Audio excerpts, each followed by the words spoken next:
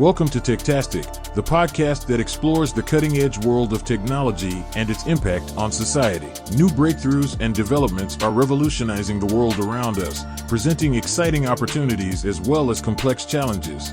We'll explore the big ideas and key players driving these transformations as we seek to understand the implications of these advancements for our lives, our communities, and our planet. Join us on this journey of discovery and exploration as we navigate the fascinating and ever-evolving world of technology. This is Techtastic. All right. Yeah. Great. Good to be here.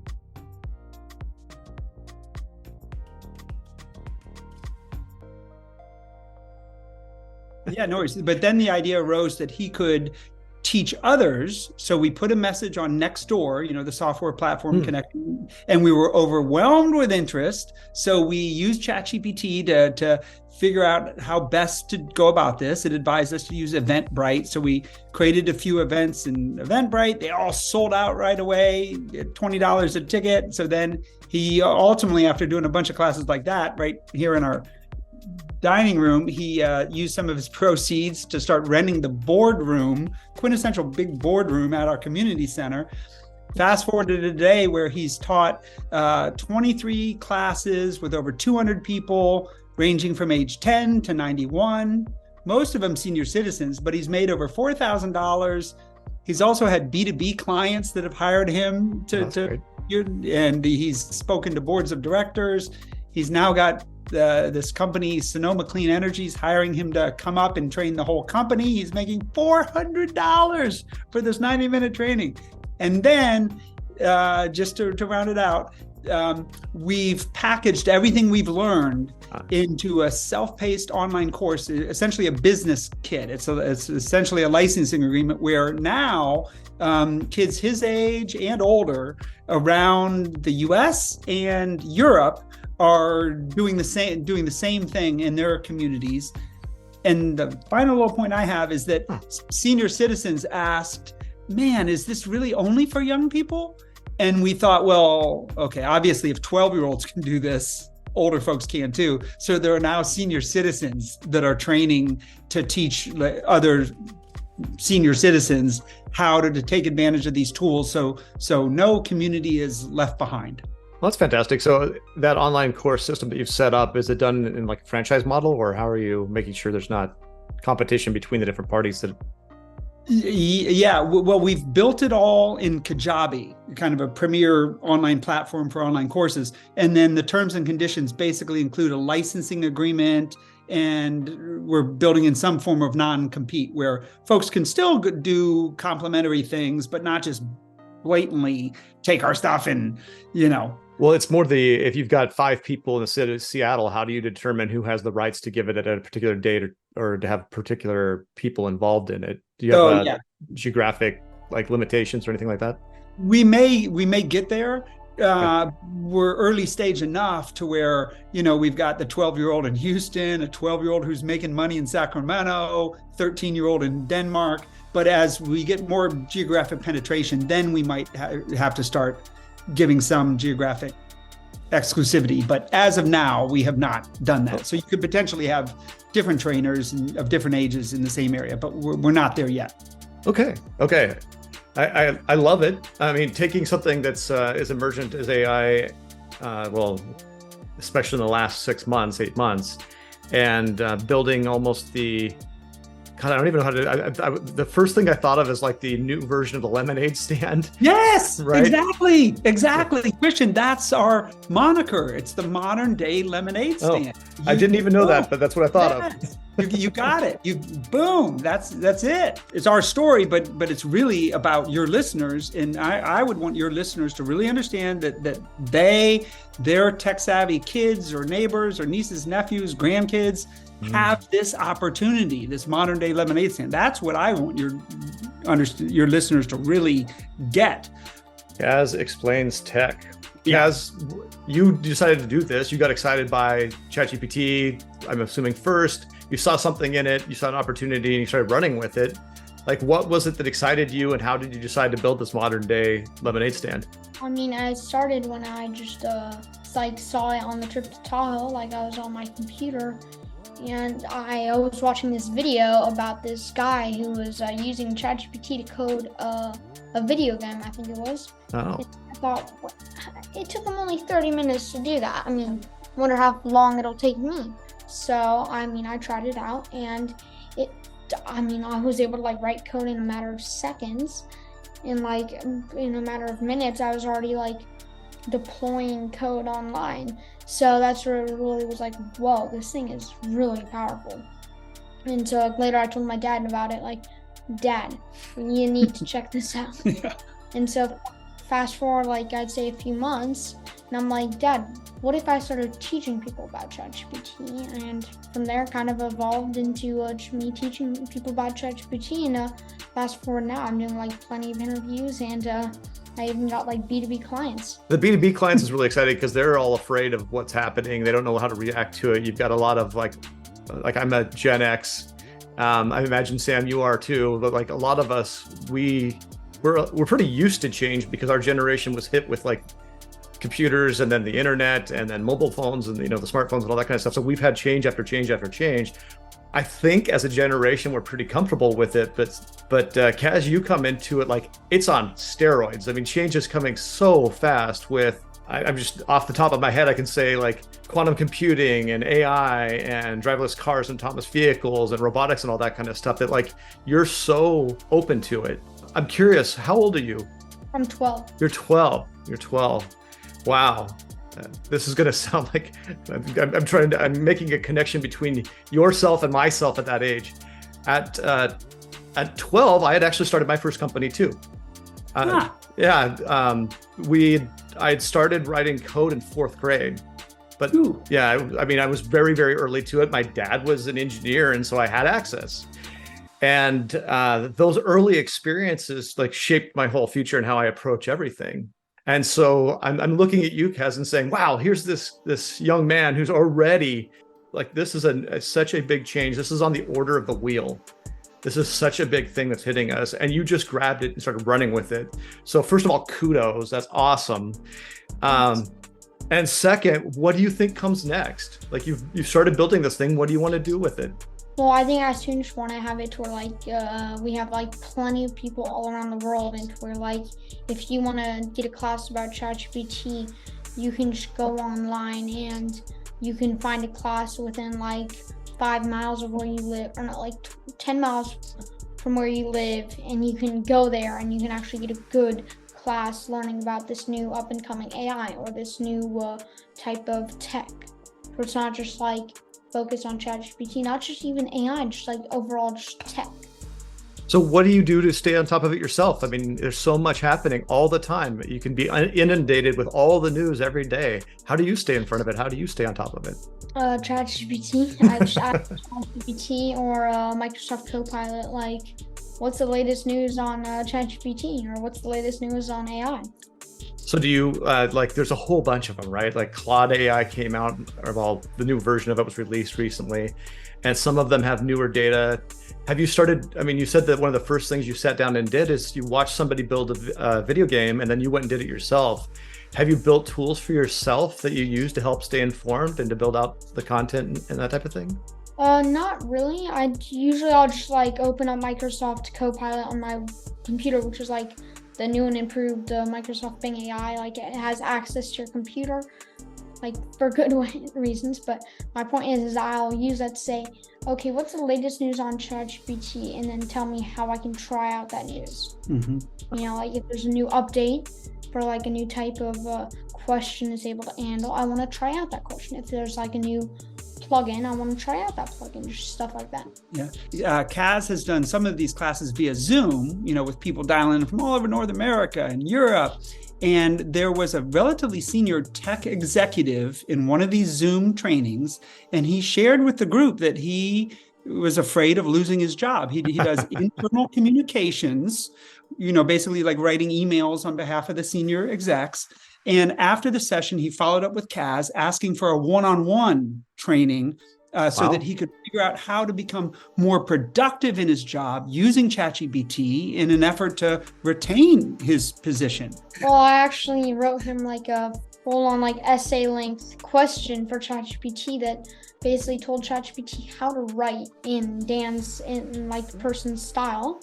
So basically with that, when it wrote in that style, it was so good at it that it even fooled like most of the ChatGPT detectors online, like even the ones that said 99% of the time accurate, it said it was 0% written by AI, and that's what's really like, even something I wrote myself, it was like 5% AI according to those devices, which is really like, whoa.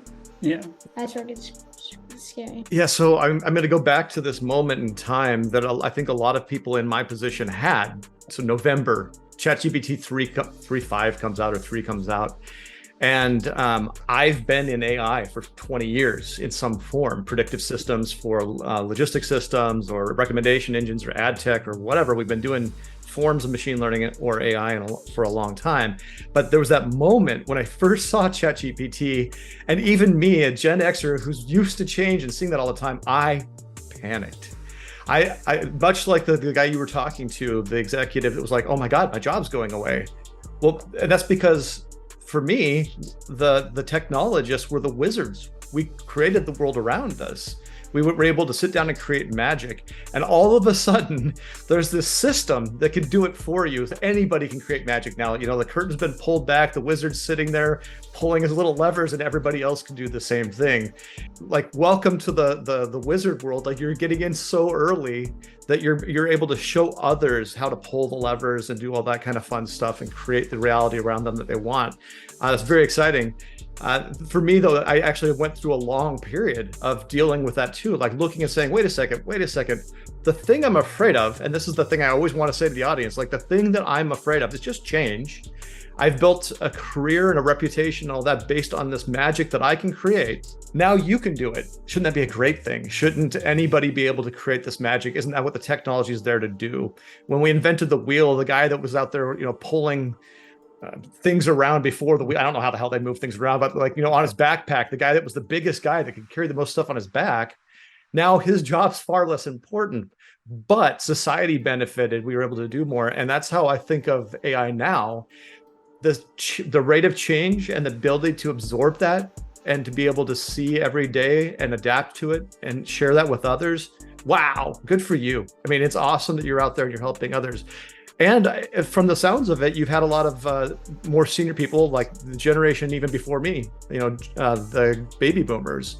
And they've been really adverse to technology through the whole thing. Like, I still have my parents are very comfortable with all of it because my dad was in the field, but my in-laws, no way. Like, they're still afraid of computers. Their car, if it had a computer in it, that would freak them out, even the basic stuff. So how do you find, like, this is a pretty big jump from your generation to the baby boomers. How do you connect with them and help them get over that anxiety of technology? Well, I kind of just explained to them how like AI is here to stay. So if you want to have a chance at like still doing stuff that's like actually like powerful, like you got to use ChatGPT or some form of AI because AI is here to stay. It's like trying to escape the setting sun because there's no escape. What I said. The sun sets every day. Deal with it. Yeah, that's really good.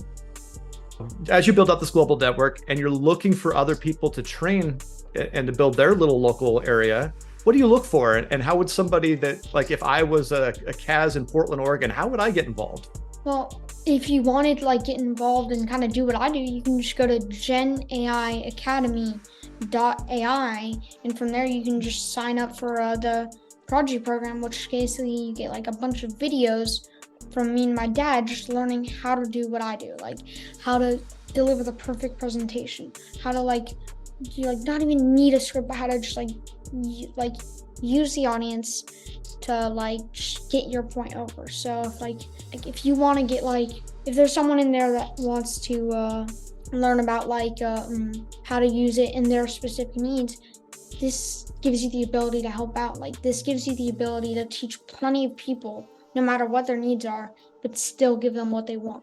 That's fantastic. So is this something I'm paying for if I'm coming there and I'm Kaz from Portland, Oregon? Is there a fee associated with it, or is this something just putting on the world? There's a small fee of $198. Oh, wow. That's nothing. Exactly. And be aware too that it gives folks the right to use the presentation, the fully animated presentation that Kaz has been using. And even though they don't have to follow the script, there is the script. So basically, he's done it 23 times. It leads to a very predictable experience for people. He gets everybody to laugh when he demos the product. He gets everybody's jaw to drop, all that stuff. And so it just enables folks to just have it on a turnkey basis and do it in their part of the world.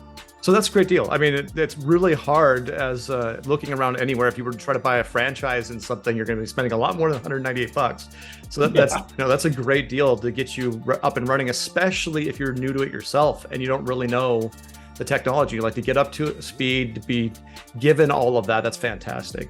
Man, there's peace of mind that you get from knowing your kid is on a good path. So Kaz has developed, all the public speaking skills and the leadership skills, the EQ that comes from this, the confidence that he can not only get a job, but create job for others. And then there's been all this media attention. And basically, when other folks do this in their part of the world, it ought to lead to a similar phenomenon. As you're listening to this podcast, you can't see Kaz, but he's got a great presence. The phenomenon for us has included an invitation to fly Kaz and me to Fargo, North Dakota, so he could give a TEDx talk. We had a conflict and we couldn't go, but it was you got to be kidding me. And then he's spoken to the board of directors of the Soroptimist International Foundation. He's being paid $400 to go train all the people within this renewable energy company in this area. It's just things like that come out of it and ought to happen for others who do this in their part of the globe. Oh, that's amazing. I mean, it's such a great story all around. I mean, I love the modern day lemonade stand thing just sticks with me so strongly. I think that especially if you've been raised in the Western culture, you've been raised with a pull it up, lift yourself up by your bootstraps. Yeah. But most people aren't given those skills as a child, right? They weren't taught how to do it. The idea of the lemonade stand is kind of gone, or the paper route. Our generation, a lot of kids had paper routes, but now you've kind of reinvented that, brought it back and brought it into this modern technology space, which itself is just unimaginably large. So this is really, really great. Kaz, I was asking you before what you think comes around the corner, and you talked about it being able to go down to maybe your local community center and being able to take a class on something like this. And I think that's beautiful. I mean, to have it neighborhood connected and having everybody, kind of pulled up and having that same experience. But for yourself, if once that happens, maybe that happens next year, maybe it happens 5 years, what would you want to accomplish after that? I honestly don't know. 5 years is a lot of time for now. I'm just focused on teaching presentations and going to school and hanging out with friends. I can't really see that far into the future. Huh. That's what I was hoping you'd say, hanging out with friends, going to school. Part of what this is all about is taking advantage of AI, which for many of us can be scary, intimidating, or even alienating or dehumanizing, but taking advantage of it in our own little way to foster more human connection and camaraderie and community, and that's across generations. So human society has kind of evolved in many places, especially here in the US, where there's less and less intergenerational connection. It's not as common to have grandparents or 3 generations living in a house, but that's part of what we're doing is bringing the younger generation and the older generation together because of AI. That's fantastic. Something that feels so alien that can pull people together. What a great story. Kaz, did you have any last words? I mean, if you guys do want to learn more about what I'm doing and how to use AI, you can just go over to my YouTube channel, youtube.com/@KazExplainsTech. Kaz Explains Tech. Excellent. Kaz Explains Tech. I will be adding you to my YouTube watching list, following you. I think that this is going to be a great one to watch. So Sam and Kaz, wonderful to have you on. It was a real joy. And that's a wrap for this episode of Techtastic. I want to thank you personally for joining us, and we'll see you next time. Until then, keep exploring and stay curious.